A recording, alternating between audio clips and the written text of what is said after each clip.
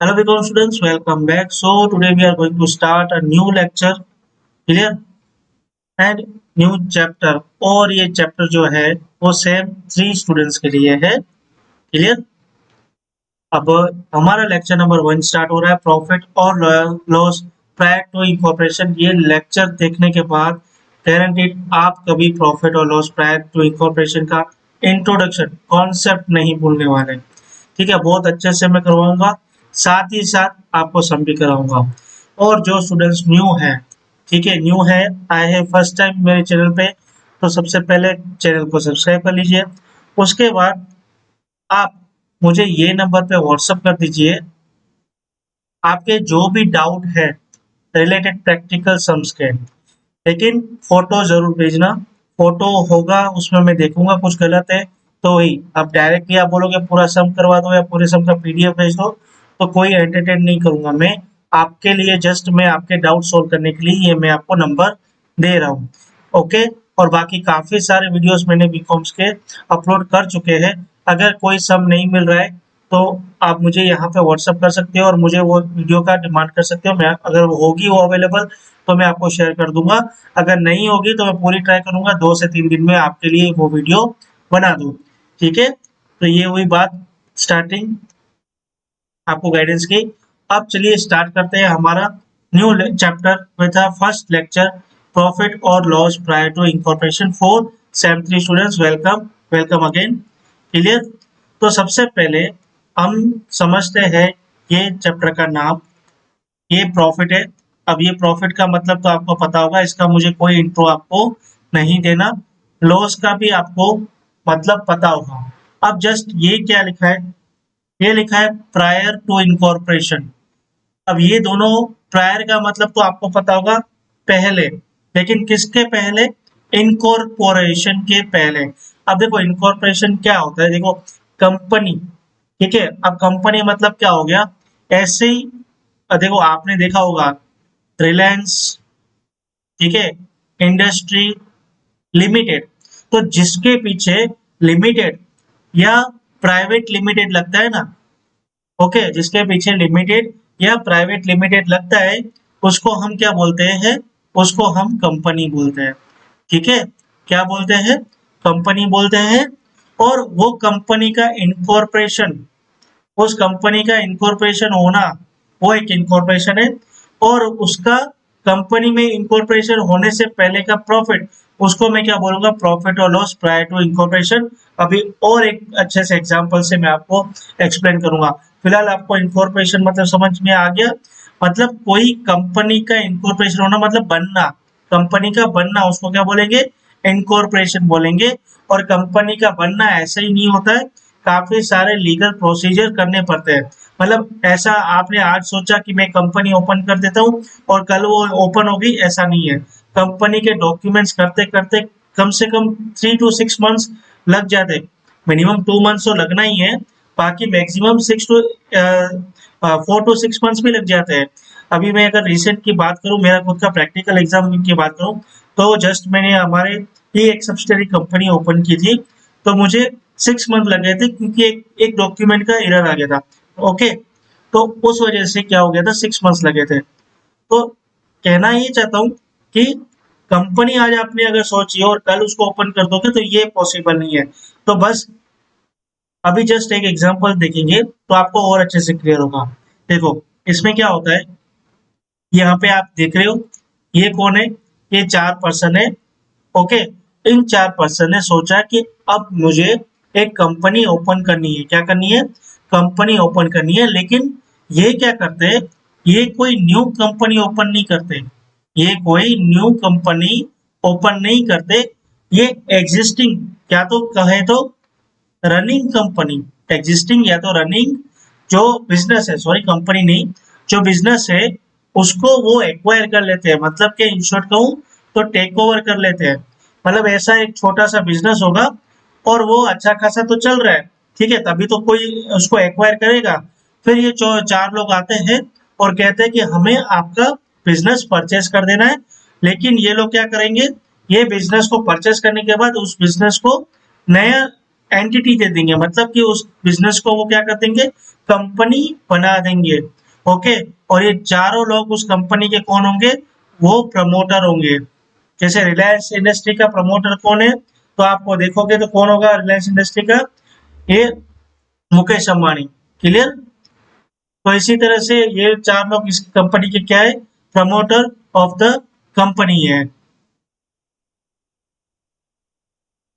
Clear. तो यहाँ पे ये चार लोग क्या हो जाते हैं, ये चार लोग इस कंपनी के प्रमोटर है, और उन्होंने सोचा कि चलो एक बिजनेस जो है रनिंग है, अच्छा चल रहा है, अब उसको हम टेक ओवर कर लेते हैं और हम एक कंपनी बना देंगे फिर उसकी। क्लियर। अब क्या होता है, अगर उन्होंने कंपनी ओपन की ना, यहाँ पे देखो, सपोज करो कि फर्स्ट अप्रैल को उन्होंने कोई बिजनेस को एक्वायर कर लिया, मतलब टेक ओवर कर लिया। क्लियर ना। अब वो बिजनेस को रन करना शुरू कर दिए। ओके। अब क्या होता है कि कंपनी इनकॉर्पोरेट कब होती है पता है आपको, as per Indian act companies act 2013 को, sorry, the Indian act company act 2013 के हिसाब से कंपनी इनकॉर्पोरेट तब होती है जब उसको एक सीओआई मिलता है। सीओआई मतलब क्या होता है, सर्टिफिकेट ऑफ इनकॉर्पोरेशन। ठीक है, क्या मिलता है, सर्टिफिकेट ऑफ इनकॉर्पोरेशन। जैसे आप बर्थ करते हो, ठीक है, आपका बर्थ होता है तो आपको एक मिलता है बर्थ सर्टिफिकेट। वैसे ही कंपनी का जब इनकॉर्पोरेशन होता है तो कंपनी का बर्थ सर्टिफिकेट क्या हो गया, सर्टिफिकेट ऑफ इनकॉर्पोरेशन हो गया। ओके। तो जब भी कंपनी के लिए आप अप्लाई करोगे, उसके डॉक्यूमेंट्स करोगे, प्रोसीजर करोगे, तो उसको टाइम लग जाता है। तो क्या होगा, तो आपने बिजनेस जो है, आपने 1 अप्रैल को बिजनेस तो ले लोगे और आप अपना बिजनेस भी स्टार्ट कर दोगे, लेकिन आपको सर्टिफिकेट ऑफ इनकॉर्पोरेशन कब मिला, 1 अगस्त को मिला। क्या मिला, 1 अगस्त को मिला। तो अब क्या हो गया, अब ये कंपनी जो आपकी बनी, उसका जो डेट है 1 अगस्त, उसके पहले का पीरियड क्या होगा आपका, प्री पीरियड होगा। क्या होगा, प्री पीरियड होगा। और उसके बाद वाला पीरियड क्या होगा आपके लिए, उसके बाद वाला पीरियड होगा पोस्ट पीरियड। ठीक है। इसके पहले वाला पीरियड क्या होगा, प्री पीरियड होगा, और उसके बाद वाला पीरियड को हम क्या बोलेंगे, पोस्ट पीरियड बोलेंगे। अब सबसे पहले आपको, ठीक है, आपको करना क्या है ये चैप्टर में, वो समझते हैं। तो आपको निकालना है प्रॉफिट। आपको क्या निकालना है, प्रॉफिट निकालना है। और प्रॉफिट प्रायर टू इंकॉर्पोरेशन और प्रॉफिट पोस्ट इंकॉर्पोरेशन। क्लियर। तो ये हमारा जो प्रॉफिट था, हमें प्री पीरियड का प्रॉफिट निकालना है और हमको पोस्ट इनकॉर्पोरेशन का प्रॉफिट निकालना है। अब रीजन क्यों, क्योंकि एज पर कंपनीज एक्ट 2013 जो भी प्री इनकॉर्पोरेशन प्रॉफिट होगा, प्री इनकॉर्पोरेशन प्रॉफिट होगा, उसको हम कैपिटल रिजर्व में शो करेंगे। उसको हम कहाँ शो करेंगे, कैपिटल रिजर्व में शो करेंगे। और अगर लॉस होगा तो हम उसको कहाँ शो करेंगे, गुडविल में शो करेंगे। ठीक है। और ये जो कैपिटल रिजर्व है वो इसके लिए, क्योंकि इसमें से आप शेयर होल्डर्स को डिविडेंड डिस्ट्रीब्यूट नहीं कर सकते, या ये जो कि आपका प्रॉफिट होगा वो कोई रिजर्व में भी ट्रांसफर नहीं कर सकते।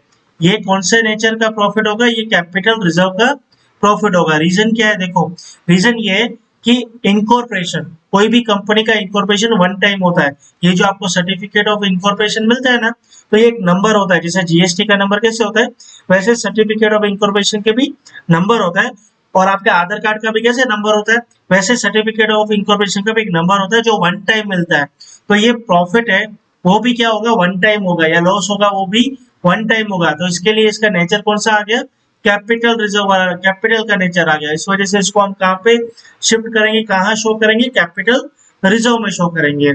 और जो भी आपका पोस्ट का प्रॉफिट या लॉस होगा, वो तो नॉर्मली जो प्रॉफिट एंड लॉस होता है कंपनी सेक्टर के हिसाब से, उसी तरह से प्रॉफिट एंड लॉस होगा।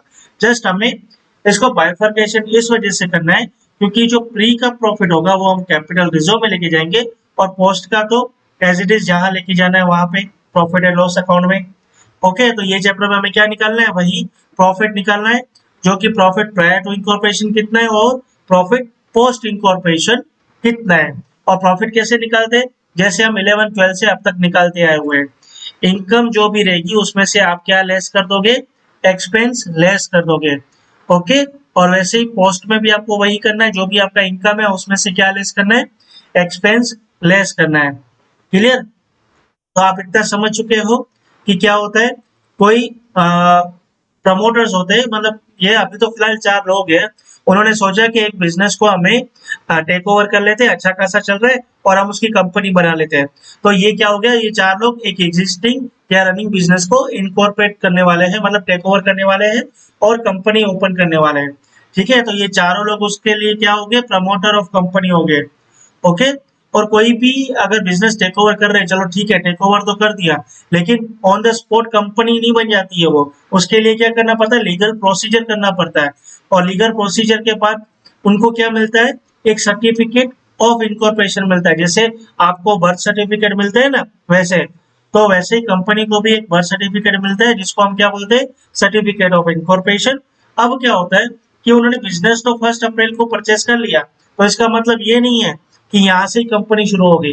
तो जब सर्टिफिकेट मिलेगा ना, वहां से कंपनी स्टार्ट होती है, वहां से कंपनी स्टार्ट होती है। तो इसके बाद वाले पीरियड का तो हमें कोई वादा नहीं है, जैसा चल रहा है उसका प्रॉफिट एंड लॉस तो as a profit and loss जैसे हम अब तक निकालते आए हुए, वैसे ही बिजनेस का निकालते हैं ना, वैसे ही कंपनी का निकालना है एज पर कंपनीज एक्ट 2013। लेकिन इसके पहले का जो प्री प्रॉफिट होता है ना, वो निकालना जरूरी होता है, क्योंकि वो जो प्रॉफिट है वो हम एज पर कंपनीज एक्ट नहीं दिखा सकते, क्योंकि वो कंपनीज एक्ट में शामिल ही कैसे होगा, क्योंकि तब तो कंपनी बनी ही नहीं थी। तो वो प्रॉफिट को हमको कहाँ शो करना होता है, कंपनीज एक्ट के हिसाब से उसको हम कैपिटल रिजर्व में शो करते हैं। ठीक है, और ये चैप्टर में हमें वही निकालना है, प्रॉफिट प्रायर टू इनकॉर्पोरेशन और प्रॉफिट पोस्ट इनकॉर्पोरेशन। और प्रॉफिट कैसे निकालते हैं, जो हम 11th 12th से निकालते हुए आ रहे, income less expense, income less expense. अब यहाँ पे इम्पोर्टेंट पॉइंट समझनी है आपको कि हमें जो डिस्ट्रीब्यूट करना है यहाँ पे। अब आपको पता है कि चलो मैं ऐसे कह देता हूँ कि कोई एक एबीसी लिमिटेड कंपनी है, ठीक है, जिसका पर ये क्या बोलते हैं, ऑफिस एक्सपेंस है। अब एक ट्रायल बैलेंस आपको दिया जाएगा, देखो मैं आपको यहाँ पे बताता हूँ, ट्रायल बैलेंस आपको दिया जाएगा जिसमें बहुत सारे खर्चे और बहुत सारे इनकम आपको दी जाएगी। इनकम तो आई थिंक 2 से 3 ही होगी आपकी, लेकिन खर्चे आपके बहुत सारे दिए जाएंगे। तो आपको क्या करना है, आपको उसको स्प्लिट करना है, 2 डिवीजन में बांटना पड़ेगा। ठीक है, क्योंकि क्या होगा, खर्चे पोस्ट के भी हो सकते हैं, खर्चे प्री के भी हो सकते हैं, समझे आप। अगर मैं यहाँ पे ऐसे कहूँ, रेंट, रेंट का खर्चा दे रहे हो, तो रेंट आपने क्या होगा, 1 अप्रैल से लेके मार्च तक का आप रेंट दोगे। अब इसमें से ऐसा रेंट जो प्री का होगा, मतलब अप्रैल से लेके अगस्त तक का, और बाकी का रेंट अगस्त से लेके मार्च तक का होगा। तो वही सारी इनकम, सारी एक्सपेंस आपको स्प्लिट करनी पड़ेगी प्री और पोस्ट में। ठीक है, अब किस तरह से आप डिस्ट्रीब्यूट करोगे, तो टोटल 2 तरह के रेशियो दिए जाएंगे आपको। एक होगा टाइम रेशियो, एक होगा सेल्स रेशियो। ठीक है, टाइम रेशियो मतलब क्या हो गया, जिसको हम मंथ वाइज डिवाइड करेंगे, अप्रैल मई जून जुलाई, इसके हिसाब से हम टाइम रेशियो निकालेंगे। और सेल्स रेशियो किस पे निकलेगा, सेल्स पे निकलेगा, जो भी आपका ग्रोस प्रॉफिट रहेगा या सेल्स का रेशियो, मतलब जो भी सेल्स रहेगा ना, उसके हिसाब से हमको सेल्स का रेशियो निकालना पड़ता है। ग्रोस प्रॉफिट इसके ऊपर डिस्ट्रीब्यूट करते हैं, सेल्स रेशियो के ऊपर। तो कौन से खर्चे टाइम रेशियो में डिस्ट्रीब्यूट होंगे और कौन से खर्चे सेल्स रेशियो में डिस्ट्रीब्यूट होंगे, मैंने उसकी छोटी सी एक लिस्ट बनाई है। ये सारी लिस्ट कवर नहीं हो रही है, लेकिन मैक्सिमम पॉइंट कवर होने वाले हैं ये लिस्ट में। ठीक है, टोटल 100% नहीं कहता, लेकिन 90% ये जो आपको दिख रहे हैं ना, वो आप अगर रट्टा भी मान लोगे ना, तो आपके लिए वांदा नहीं है, क्योंकि एग्जाम में चैलेंज ये बात डिस्ट्रीब्यूट करने का नहीं आता है। एग्जाम में चैलेंज आता है टाइम रेशियो निकालना और टर्नओवर रेशियो निकालना, क्योंकि सेल्स रेशियो को एक और नाम से भी कह सकते हो, टर्नओवर रेशियो कह सकते हो। ठीक है, तो टर्नओवर रेशियो निकालना एक चैलेंज रहता है और टाइम रेशियो निकालना चैलेंज रहता है। बाकी डिस्ट्रीब्यूट करना तो कोई चैलेंज नहीं रहता है, आपको ये याद कर लोगे तो भी चलेगा। अब विथ लॉजिक में आपको बताऊंगा कि ये जो खर्चे हैं वो क्यों टाइम रेशियो में डिस्ट्रीब्यूट होते हैं और कुछ खर्चे क्यों टर्नओवर रेशियो में डिस्ट्रीब्यूट करते हैं। और एक मोस्ट इंपोर्टेंट चीज, कुछ खर्चे ऐसे होते हैं, कुछ खर्चे ऐसे होते हैं जिनको डिटरमाइन नहीं करना है हमें टाइम में कि टर्नओवर है, वो आप वो आपको पोस्ट या प्री में ही डिस्ट्रीब्यूट करना पड़ेगा। ठीक है, वो आपको पोस्ट या प्री में ही डिस्ट्रीब्यूट करना पड़ेगा। चलिए देखते हैं कौन से खर्चे हैं। सबसे पहले आपको एक टेबल दिखा दूं, ये स्टेटमेंट है जिसको हम क्या, ये टेबल है जिसको हम क्या बोलेंगे, स्टेटमेंट बोलेंगे, जो दिखाएगा apportionment of profit between pre and post incorporation period. ये एक टेबल है, ठीक है, जिसको मैं क्या कहूंगा, स्टेटमेंट कहूंगा, जो दिखाएगा कि कौन से खर्चे प्री के हैं और कौन से खर्चे पोस्ट के हैं। क्लियर? तो सबसे पहले यहाँ पे देखो, प्री इंकॉर्पोरेशन में आएगा आपका रेवेन्यू, एक्सपेंसेस और आपका ग्रॉस प्रॉफिट और रेवेन्यू इनकम। इसी तरह से पोस्ट में भी वही है, रेवेन्यू, एक्सपेंसेस और gross profit and revenue income. और एक आपका ये बनेगा रो जिसको हम बोलेंगे बेसिस ऑफ अपोर्शनेट, मतलब ये जो आपके खर्चे होंगे या इनकम होंगे वो किस बेसिस पे आप इसको डिस्ट्रीब्यूट कर रहे हो, उसका एक टेबल बनेगा। ठीक है, तो सबसे पहले आप डिस्ट्रीब्यूट करोगे ग्रॉस प्रॉफिट। क्या डिस्ट्रीब्यूट करोगे? Gross profit. देखो ग्रॉस प्रॉफिट किसके ऊपर निकलता है? जो भी आप परचेस करते हो, जो भी आप सेल करते हो, क्लियर ना? तो वो हमेशा किस पे रहेगा? टर्नओवर पे। किस पे रहेगा? टर्नओवर पे, मतलब सेल्स रेशियो पे। अब यहाँ पे आता है इंटरेस्ट ऑन इन्वेस्टमेंट। तो जो चीजें सेल्स पे डिपेंड नहीं है ना, जो चीजें सेल्स पे डिपेंड नहीं है, उसको आपको डिस्ट्रीब्यूट करना पड़ेगा टाइम के रेशियो के ऊपर। कौन से रेशियो पे डिस्ट्रीब्यूट करना पड़ेगा? टाइम रेशियो के ऊपर। और जो चीजें सेल्स के ऊपर डिपेंड है उसको हम टर्नओवर रेशियो में डिस्ट्रीब्यूट करेंगे, जैसे ग्रॉस प्रॉफिट। अब इंटरेस्ट और इन्वेस्टमेंट वो सेल्स के ऊपर डिपेंड नहीं है, तो उसको हमको किस पे डिस्ट्रीब्यूट करना है? टाइम रेशियो में। सेम रेंट जो है वो सेल पे डिपेंड है क्या? नहीं ना, तो उसको हम टाइम पे डिस्ट्रीब्यूट करेंगे। ठीक है, उसके बाद शेयर ट्रांसफर फीस। अब शेयर ट्रांसफर फीस है ना, तो ये टर्नओवर पे डिस्ट्रीब्यूट होगा, ना तो ये टाइम पे होगा। इसका एक ही है, ये हमेशा पोस्ट का खर्चा रहने वाला है। ठीक है, जो भी शेयर होता है, ट्रांसफर फीस क्या होता है? जब कंपनी इंकॉर्पोरेट हो जाएगी उसके बाद तो लगाएगी शेयर ट्रांसफर फीस, तो ये आपका क्या आ जाएगा? पोस्ट का इनकम आ जाएगा। अब आते हैं कैरेज आउटवर्ड। कैरेज इनवर्ड कभी नहीं आएगा, कैरेज इनवर्ड, क्योंकि कैरेज इनवर्ड के ट्रायल बैलेंस का आइटम है। ठीक है, तो ग्रॉस प्रॉफिट किसका है? ग्रॉस प्रॉफिट तो कैरेज इनवर्ड का खर्चा बुक करने के बाद आता है ना, इसके लिए कैरेज इनवर्ड कभी आएगा ही नहीं आपका, कैरेज आउटवर्ड आएगा। और कैरेज आउटवर्ड हमेशा किस पे डिपेंड रहेगा? टर्नओवर पे, क्योंकि कैरेज मतलब क्या? लाड़ी बाड़ा। ठीक है, वो कब आएगा? जब आप उसको जो भी सेल करोगे, जितनी सेल करोगे उतना कैरेज आउटवर्ड होगा। तो इस वजह से इसको हम टर्नओवर पे डिस्ट्रीब्यूट करेंगे। अब ऑफिस सैलरी वो टाइम पे, प्रिंटिंग, स्टेशनरी, पोस्टेज, टेलीग्राम, तो ये जो चार खर्चे मैंने आपको बोले वो क्या सेल पे डिपेंड है क्या? नहीं ना, तो उसको टाइम पे डिस्ट्रीब्यूट करना है। अब सेल्समैन का ट्रेवलिंग, तो सेल्समैन जितना ट्रेवलिंग करेगा उतना सेल्स बढ़ेगा। ओके, तो वो टर्नओवर पे आएगा। अब बेड डेप, बेड डेप पे मैंने स्टार लगाया क्योंकि इसको मैं नेक्स्ट पेज पे डिस्कस करने वाला हूँ, क्योंकि ये तो या तो प्री रहता है या तो पोस्ट रहता है। ठीक है, या तो क्रेडिट सेल का जो मतलब स्टार है, मैं आपको बाद में समझा तो एक काम करता हूँ। अब आता है डिलीवरी व्हीकल एक्सपेंस। तो ये टर्नओवर पे डिस्ट्रीब्यूट होता है, क्योंकि जितना आप माल बेचोगे उतना तो डिलीवरी व्हीकल क्या रहेगा? खर्चा आएगा ना, तो वो टर्नओवर पे आएगा। अब discount given to customer, customer को दे रहे हो, कस्टमर किससे रिलेट करता है? सेल्स पे। ठीक है ना। डायरेक्टर फी, अब मुझे बताओ, डायरेक्टर, ये जो नॉर्मल रनिंग बिजनेस था उसका होता है, डायरेक्टर कहाँ होता है? डायरेक्टर होता है कंपनी में, और कंपनी कब बनती है? इनकॉर्पोरेट के बाद। इसके लिए ये क्या हो गया? पोस्ट का खर्चा हो गया। अब आते हैं ऑडिट फी। ऑडिट फी हमेशा होती है लास्ट ईयर में, मतलब ईयर के लास्ट में होती है। ठीक है, मतलब इनकॉर्पोरेशन के बाद की बात करें तो ऑडिट फी करेंगे तो स्टार्टिंग से ना, मतलब बिजनेस जब से स्टार्ट हुआ है, इस वजह से इसको मुझे टाइम रेशियो में डिस्ट्रीब्यूट करना पड़ेगा। अब आते हैं सेल्समैन अलाउंस। तो सेल्समैन का अलाउंस जो रहेगा वो टर्नओवर पे रहेगा, लेकिन सेल्समैन की सैलरी रहेगी वो टाइम पे रहेगी। ठीक है, डेप्रिसिएशन टाइम पे रहेगा, rent, tax and insurance time पे रहेगा। डेबेंचर इंटरेस्ट, देखो डेबेंचर क्या रहता है? वो हमेशा कंपनी में होते हैं, तो वो फ्री का होगा ही कैसे? मतलब एक चीज बताओ, आप अगर नॉर्मल बिजनेस रन कर रहे हो तो उसमें डेबेंचर आएगा ही कहाँ से? डेबेंचर तो कंपनी में आता है ना, तो कंपनी कब बनती है? इनकॉर्पोरेट के बाद। तो इस वजह से ये क्या हो गया आपका? पोस्ट हो गया। बैड डेट रिजर्व भी पोस्ट में आएगा, और जनरल एक्सपेंस है वो कौन से में आएंगे? वो टाइम पे आएंगे। ठीक है, अब कुछ स्पेशल पॉइंट है जो आपको रिमेम्बर करनी है, वो ये है बैड डेब्ट्स। क्या है? Bad debts. बैड डेब्ट्स अगर आपको दिए है तो वो क्रेडिट सेल पे डिस्ट्रीब्यूट करना है आपको। ठीक है, वो किस में डिस्ट्रीब्यूट करना है? क्रेडिट सेल पे करना है, क्रेडिट सेल रेशियो पे करना है। अगर क्रेडिट सेल रेशियो नहीं दिया जाता तो आप उसको सेल्स रेशियो में डिस्ट्रीब्यूट करोगे। और अगर बैड डेब्ट्स एक स्पेसिफाइड टाइम दिया है कि वो फ्री का है, तो आप उसको प्रायर में डिस्ट्रीब्यूट करोगे। फिर ना तो सेल्स रेशियो देखोगे, ना तो क्रेडिट सेल रेशियो देखोगे, आप इसको प्रायर पीरियड में ही डिस्ट्रीब्यूट कर दोगे। और बीडीआर हमेशा पोस्ट में डिस्ट्रीब्यूट करना है आपको।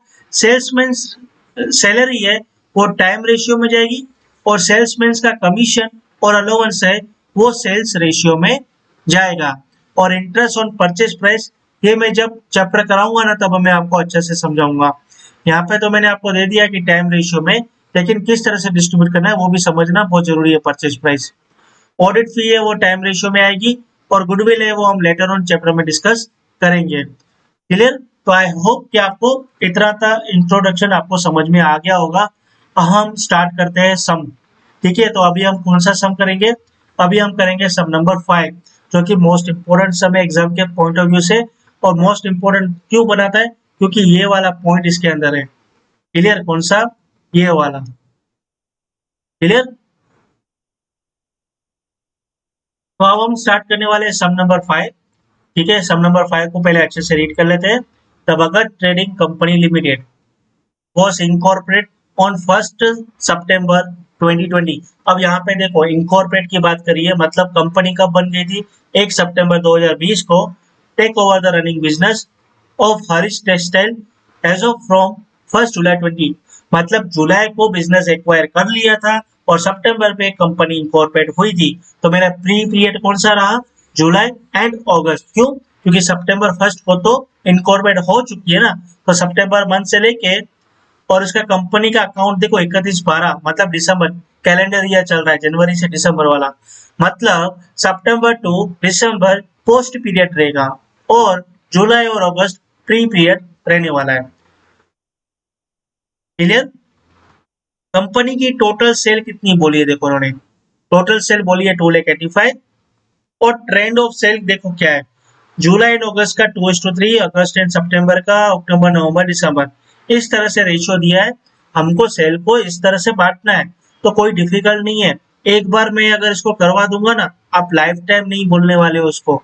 और इसको मैंने टेलीग्राम चैनल पे भी अच्छे से शेयर किया है, एक शॉर्ट बना के, जो शॉर्ट और रील बनते हैं ना, वो बनाकर मैंने शेयर भी किया टेलीग्राम चैनल पे। और अगर आप फर्स्ट टाइम देख रहे हो तो भी आप देखोगे ना, इसको लाइफ टाइम नहीं बोलोगे ये रेशियो किस तरह से डिस्ट्रीब्यूट करता है, तो दिखने में जितना टफ लग रहा है करने में उससे ज्यादा इजी होने वाला है।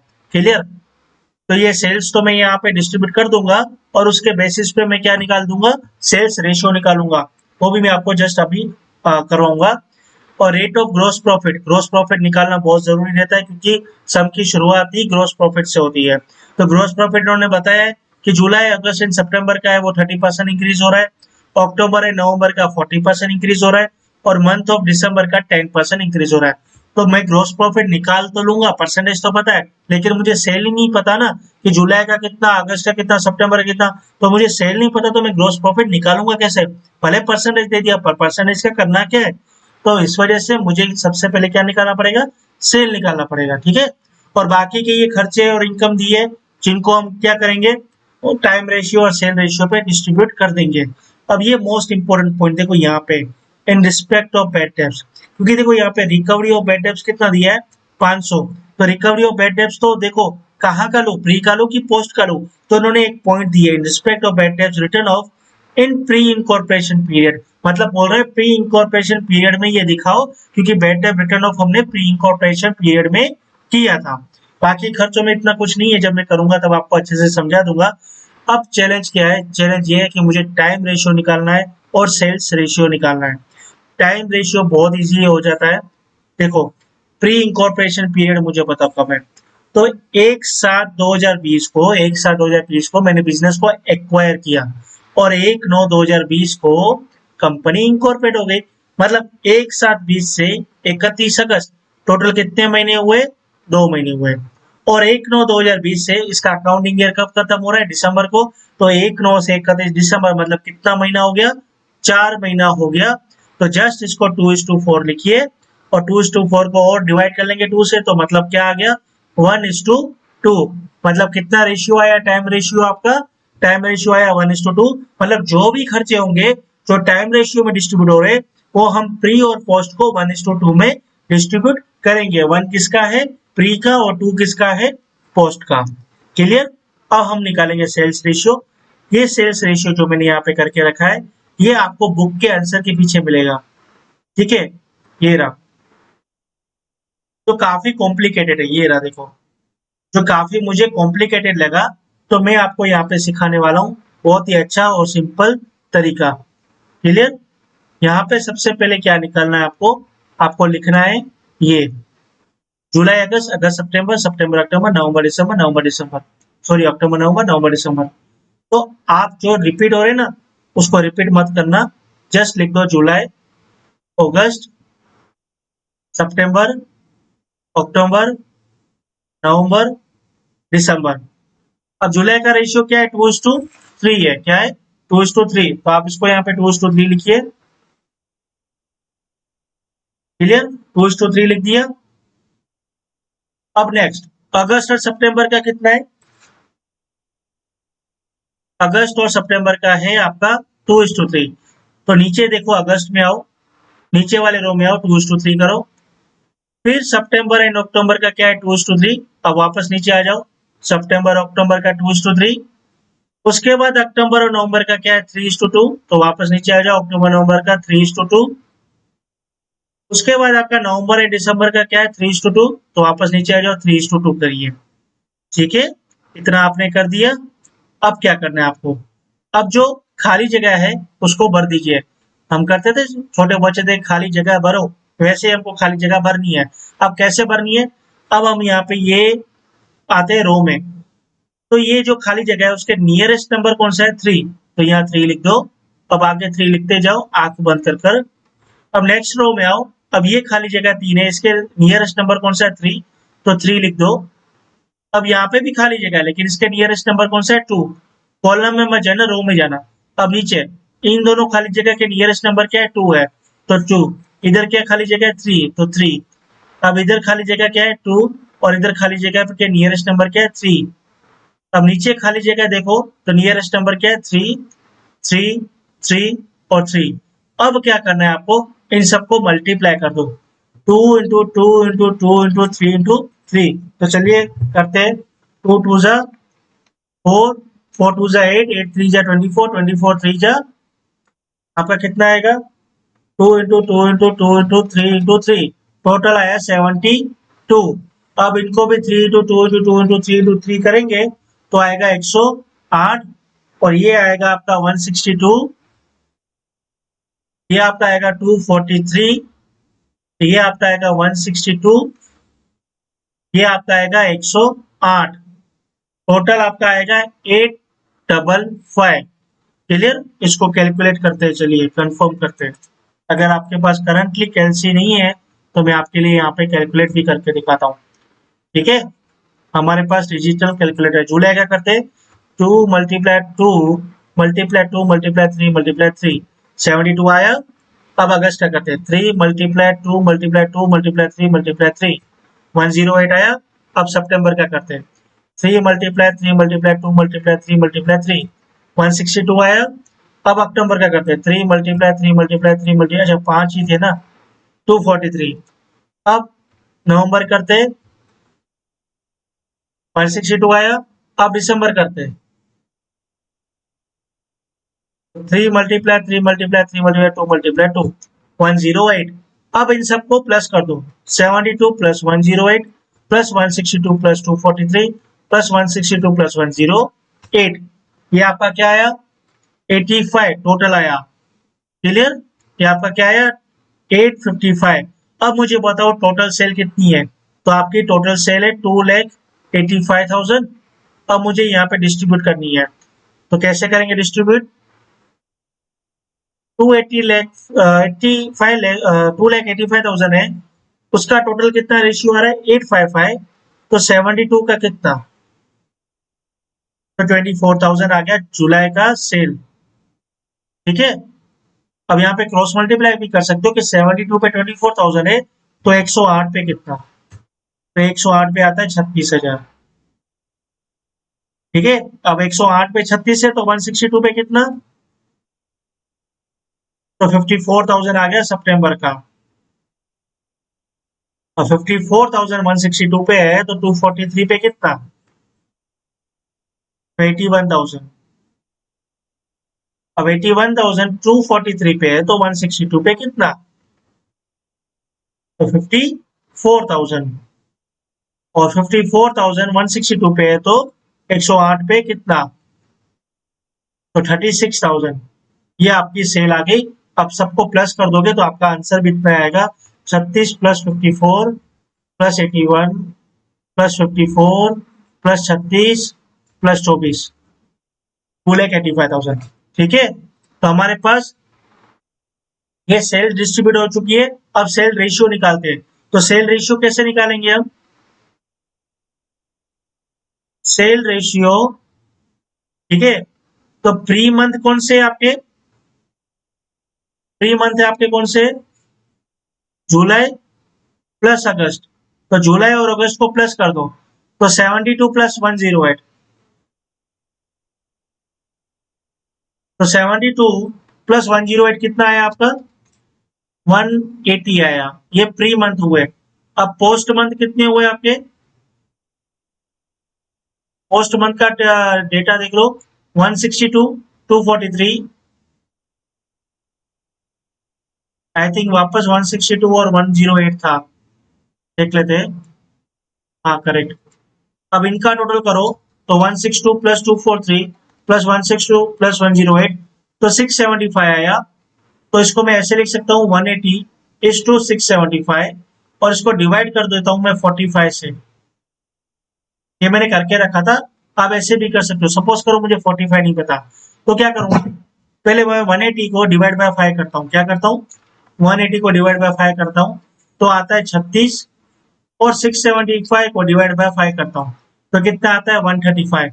अब 36 9 के टेबल में आता है, तो 36 डिवाइड बाय 9 करूंगा तो कितना आएगा, 4 आएगा, और 135 डिवाइड बाय 9 करूंगा तो कितना आएगा, 15।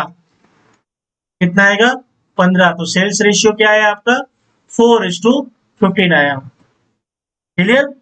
तो यहाँ पे ये रहा आपका टाइम रेशियो, 1:2 आ गया आपका, जो मैंने अभी करवाया।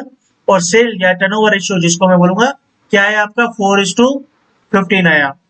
क्लियर। अब मैं यहाँ पे निकालूंगा ग्रोस प्रॉफिट। क्या निकालूंगा, ग्रोस प्रॉफिट। तो मुझे जुलाई से लेके दिसंबर तक की सेल तो मैंने आपको निकाल के दे दी। अब ग्रोस प्रॉफिट कैसे निकालना है, तो ग्रोस प्रॉफिट इन्होंने कहा था जुलाई अगस्त सितंबर का 30% है। तो मेरा प्री मंथ कितना है, प्री मंथ कितना है, जुलाई और अगस्त है। तो जुलाई और अगस्त का अगर मैं सेल प्लस करूं 24,000 और 36,000, तो मेरा सेल जुलाई का कितना आता है, 60,000, और 60,000 का 30% करूंगा तो कितना आया मेरा प्री, प्री का पीरियड का ग्रोस प्रॉफिट कितना आया, 18,000। क्लियर। अब जितने भी महीने हैं वो पोस्ट के, और उसका मैं निकालूंगा सितंबर, जुलाई अगस्त सितंबर का 30 था ना, जुलाई अगस्त प्री का था, तो सितंबर पोस्ट का है, तो 54,000 का 30% मतलब 16,200। फिर अक्टूबर और नवंबर का इन्होंने क्या बोला, 40%। तो अक्टूबर का 81,000 सेल है, और नवंबर का 54,000, टोटल कितना सेल आया, 1,35,000। उसका 40% मतलब कितना आया, 54,000। देखिए यहाँ पे हम 1,35,000 का 40%, तो 54,000, और लास्ट दिसंबर का 10% था, मतलब 3600। तो हमारा पोस्ट का आपका ग्रोस प्रॉफिट कितना आता है, 16,200 प्लस 54,000 प्लस 3600, तो 73,800 आपका पोस्ट का जीपी आया, और प्री का कितना आया, 18,000 आया। ठीक है, तो चलिए हम शुरुआत से जीपी आते। जीपी जो हम टर्नओवर पे डिस्ट्रीब्यूट करेंगे, और हमने निकाला था, तो प्री का कितना है, 18,000 है, और पोस्ट का कितना है, 73,800। क्लियर। तो हमारा जीपी आ गया, हमारा सेल्स आ गया, सेल्स रेशियो आ गया, टाइम रेशियो आ गया। अब बाकी का ये जो खर्चा है वो हम डिस्ट्रीब्यूट करेंगे या तो टाइम में या तो टर्नओवर पे। अब यहाँ पे क्या लिखा है, सैलरी, सैलरी है including salary paid to sales manager. भाई सेल्स मैनेजर को तुम अगर सैलरी पे करोगे तो वो टाइम में ही आने वाला है। ठीक है, वो किस में आने वाला है, टाइम रेशियो में ही आने वाला है। तो इसका कोई भी रिलेवेंट नहीं होता है, जस्ट कंफ्यूजिंग के लिए दिया है। आप 24,000 इन टाइम रेशियो डिस्ट्रीब्यूट कर दीजिए। ओके, तो ये रहा हमारा सैलरी 24,000। अब इसको टाइम रेशियो कौन सा है आपका, 1:2 है। तो 24,000 को 1:2 में मतलब 8,000 प्री का आएगा, तो 2 डिवाइडेड बाय 1, और 16,000 किस पे आएगा, 16,000 आपका आएगा पोस्ट का। क्लियर। अब second, loss on sale of investment. आपने कोई इन्वेस्टमेंट को सेल किया और उस पर आपको लॉस हुआ और आपने एंटायर इन्वेस्टमेंट है वो 30 सितंबर को सेल की। ठीक है, एंटायर इन्वेस्टमेंट कब सेल किया आपने? 30 सितंबर को सेल किए। तो 30 सितंबर आपका कौन सा पीरियड है? फिर ये है कि पोस्ट है, पोस्ट है। तो पूरा का पूरा लॉस जो है वो आपका पोस्ट के पीरियड का होगा। ठीक है। अब देखो, इंटरेस्ट और इन्वेस्टमेंट होता है ना वो टाइम पे, लेकिन यहाँ पे sale of loss of sale of investment हुआ, मतलब ये तो मेरा तभी लॉस होगा ना जब मैं सेल करूंगा, या तभी प्रॉफिट होगा जब मैं सेल करूंगा। तो ये आपका डिपेंड करता है कि प्री है कि पोस्ट है, उस पर आपको करना है। तो आपने पोस्ट में सेल किए और उस लॉस हुआ है तो आपको इसको डिस्ट्रीब्यूट करना पड़ेगा पोस्ट पे। ठीक है, कितना आया? लॉस ऑफ 600 पे, और मैंने यहाँ पे लिखा है पोस्ट। क्लियर। इसके बाद आते हैं नेक्स्ट। अच्छा, ये रहा कमीशन ऑन सेल। अब सेल पे कमीशन दे रहे हैं, तो सीधी सी बात है, वर्ड ही सेल हुआ है तो उसको टर्नओवर में डिस्ट्रीब्यूट करना है। तो कमीशन और सेल 9500 और इसको टर्नओवर पे डिस्ट्रीब्यूट करना है। टर्नओवर का रेशियो क्या है? 4:15। तो आपका 9500 को 4:15 में करते हैं, इंटू 4 डिवाइडेड बाई 19, मतलब 2000 प्री का और 7500 पोस्ट का। उसके बाद आता है इंटरेस्ट और इन्वेस्टमेंट। देखो, इंटरेस्ट और इन्वेस्टमेंट मैंने कहा था आपको कि वो कहाँ पे होता है, वो टाइम रेशियो में होता है। अब मुझे बताओ, एक आपका जुलाई, एक आपका अगस्त और एक आपका सितंबर। आपने सेल कर दिया सितंबर में, आपने टर्नओवर रेशियो कैसे, टाइम रेशियो कैसे निकाला था? जुलाई से लेकर दिसंबर तक का। लेकिन आपने यहाँ पे इन्वेस्टमेंट सितंबर को सेल कर दिए, तो मैं आगे नहीं जाऊंगा। तो मैंने यहाँ पे मुझे कैलकुलेट करना पड़ेगा कि मेरा इन्वेस्टमेंट जब सेल किया तब मेरा प्री पीरियड के टाइम के लिए कितना था और पोस्ट टाइम के लिए कितना था। तो प्री के लिए मेरे पास 2 महीना था और पोस्ट के लिए मेरे पास 1 महीना था। तो इसका मतलब जो इंटरेस्ट और इन्वेस्टमेंट है वो मेरे को 1:2 में नहीं, 2:1 में करना पड़ेगा, क्योंकि इन्वेस्टमेंट मेरे पास प्री पीरियड के लिए 2 महीना थी और पोस्ट के लिए 1 महीना थी। तो 1200 को मैं क्या करूंगा? 2:1 में डिस्ट्रीब्यूट करूंगा। और इंटरेस्ट और इन्वेस्टमेंट मेरा क्या है? इनकम है। क्लियर। तो ये रहा इंटरेस्ट और इन्वेस्टमेंट टाइम 2:1 में। तो 2:1 में 1200 को करेंगे तो 800 प्री का और 400 किस पे आएगा? पोस्ट का। अब नेक्स्ट, डायरेक्टर फी। तो डायरेक्टर तो कंपनी इंकॉर्पोरेट के बाद बनता है ना, तो ये आपका क्या हो गया? पोस्ट का खर्चा हो गया। तो ये देखने की जरूरत नहीं है आपको, डायरेक्टर फी सीधा पोस्ट का खर्चा हो गया। ये रहा 9000। क्लियर। उसके बाद स्टेशनरी एंड प्रिंटिंग है जो आपका, वो टाइम पे डिस्ट्रीब्यूट होता है। तो stationery expense 1500, time ratio 1:2, 500 pre का, 1000 पोस्ट का। इसके बाद advertisement expense 5/8 depend on sale ratio. तो चलिए आ जाते हैं, पहले तो इसको एडवर्टाइजमेंट को 5/8 और 3/8 को डिस्ट्रीब्यूट करते हैं। तो एडवर्टाइजमेंट एक्सपेंस आपका टोटल कितना आता है? 15,200। तो 15,200 को 5/8 करते पहले, तो ये 9500 आ गया और बाकी आ गया 5700। तो 9500 है जो 5/8 है वो टर्नओवर पे निकलेगा, क्योंकि वो क्या है? सेल पे डिपेंड है। और 5700 है वो सेल पे नहीं है, तो किस पे होगा? टाइम पे होगा। तो 9500 को 4/4:15 में डिस्ट्रीब्यूट कर लेते हैं। 9500 मल्टीप्लाई 4 डिवाइडेड बाई 19, तो 2000 प्री का और 7500 पोस्ट का।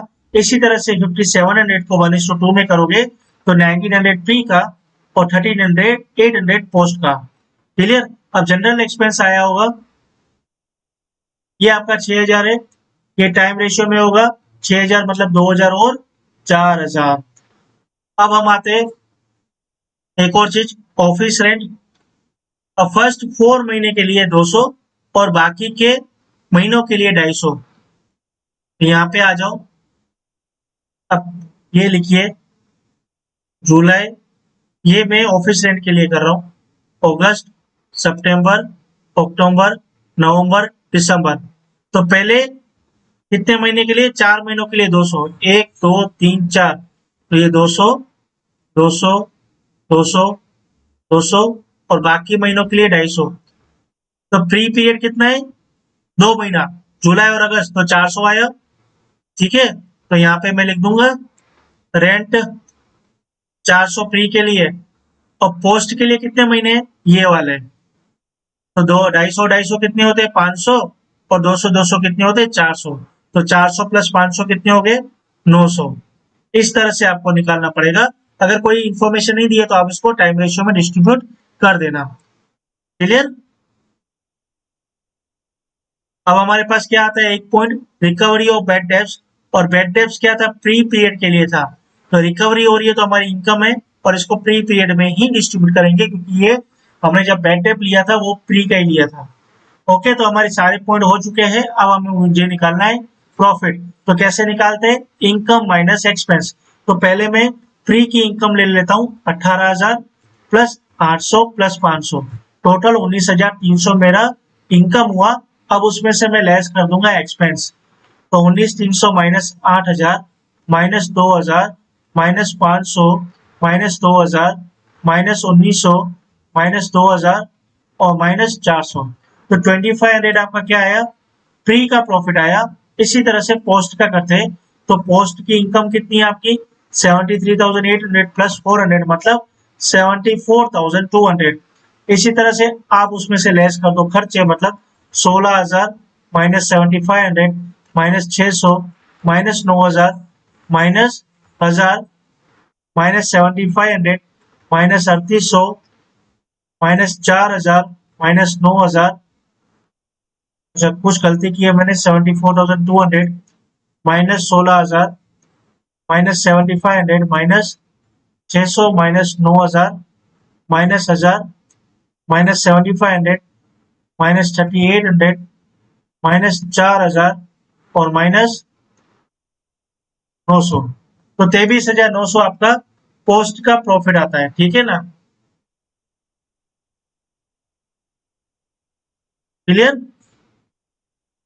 तो ये आपका आ गया 23,900। 23,900 आपका पोस्ट का प्रॉफिट आ गया। तो इसी तरह से हमारा लेक्चर नंबर 1 कंप्लीट होता है विद इंट्रोडक्शन एंड सम। अब हम मिलेंगे न्यू लेक्चर में न्यू सम के साथ, तब तक के लिए बाय।